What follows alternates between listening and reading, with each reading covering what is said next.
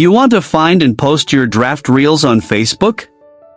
You can view saved draft reels on Facebook with just a few simple steps. In this short video tutorial, I will show you how to find draft reels on Facebook. Just watch this video till the end, and do not forget to like this video and subscribe to this channel for more tutorials and tips videos. I've also added some helpful tools and apps in the description. Check them out after watching this video.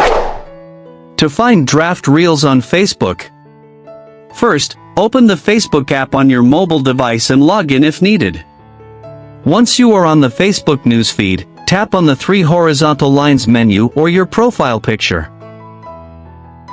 Now, on the new screen, tap on your name or profile picture at the top of the screen. You are now on your profile page. Under your profile, find and tap on the Videos or Reels option.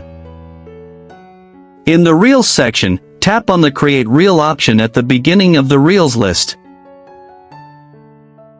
Now, look for drafts at the top of the screen. Once found, tap on it.